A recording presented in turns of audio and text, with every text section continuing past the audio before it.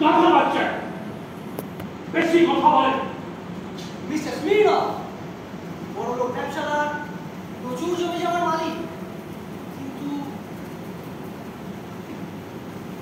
তোমার বাড়িতে আসার উদ্দেশ্যে আসুন তো দেখি।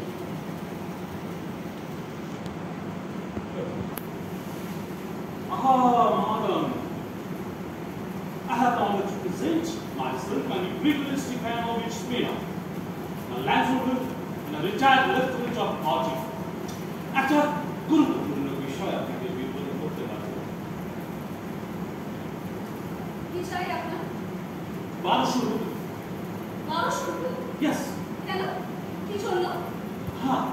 Let me explain. Before that,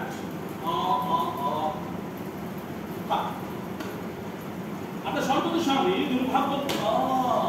সৌভাগ্যবশত আমার বিশেষ পরিচিত ছিল।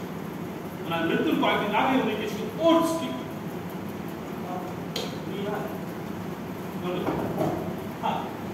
মৃত্যুর কয়েকদিন আগে উনি কিছু ওটস কিনেছিলেন আমার থেকে।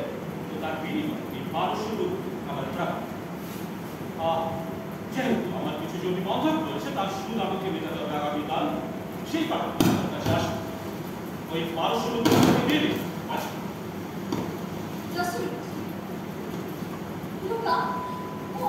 মনে পড়লো চোখে যেন ওটস থেকে না পড়ে। হ্যাঁ, যেন বলছিলেন, তার মানে আপনি সত্যি সত্যি আমার স্বামী আপনার কি ধারণা আমি বাড়িতে আপনাকে মিথ্যা কথা বলছি? না, তা নয়। দেখুন, আপনার পাওনা টাকা আমি সবই মিটিয়ে দেবো, তবে আজ সম্ভব নয়, কারণ এই মুহূর্তে আমার কাছে বাকি কোনো টাকা নেই। আমাদের ম্যানেজার পরশু শহর থেকে ফিরলে আমি বলবো আপনার সমস্ত অ্যাকাউন্টস সেটেল করে দেবে। তাছাড়া আজ আমার স্বামীর মৃত্যু ঠিক 7 মাস পূর্ণ হলো। আশা করি বুঝতে পারছি আমার মানসিক অবস্থা। এই অবস্থায় টাকা পয়সার ব্যাপারে কথা বলানো আমার পক্ষে একেবারে সম্ভব নয়। আর আমার মানসিক অবস্থা আপনি বুঝতে পারছেন না। টাকা দিতে না পারলে পাওনাদাররা আমার জমি কেড়ে নেবে। পরশুদিন আপনি আপনার টাকা পেয়ে যাবেন। না, পরশু নয়, আমার আজকে। আশ্চর্য, বলছে তো আজ হবে।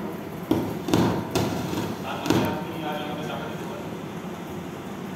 হ্যাঁ, মানে দেবো না সেরকম কিছু আমি বলিনি, মানে সত্যি দিতে পারবো। না, এইটা কি আপনার শেষ কথা? হ্যাঁ, একদম। Thank you. আমি মনে রাখবো, আপনাকে মনে রাখবো। এরপরও লোকে আমাকে বলছে আমি নাকি রেগে যাই, অকারণে উত্তেজিত হয়ে পড়ি। না রাখবো না কেন বলুন? কাল থেকে হন্যে হয়ে টাকার জন্য ছুটে বেড়াচ্ছি। সকাল সন্ধ্যাকালে মুখের উপর না শুনে ফিরে আসছি।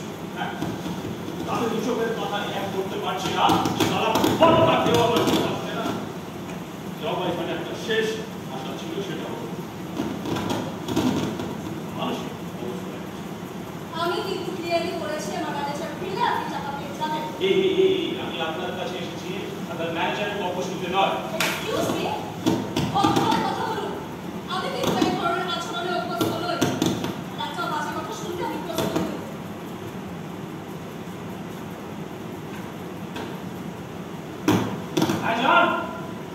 আমার সমস্যাটা বুঝবেন না। ম্যানেজার নেই বলে পার পেতে চাইছেন। এদিকে পাওনাদাররা যে আমাকে ছুঁড়ে খাবে, কে বাঁচাবে? আপনি। টাকা চাইতে গেলে আরো পেট খারাপ করে ঢুকে বসে আছে। আমার মানসিক অবস্থা ঠিক নেই। সব কটাকে মজা দেখাবো, তখন বুঝবে আমি কে। আমার ভদ্রতা, আমার নম্রতার অ্যাডভান্টেজ আমি বের করব।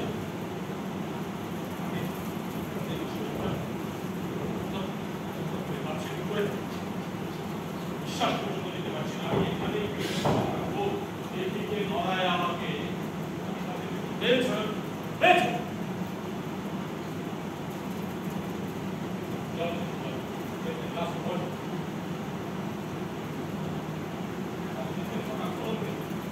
মন খারাপ তাই টাকা পয়সার মামলায় নিজেকে জড়াবো না। কি বোকা বোকা অজুহাত।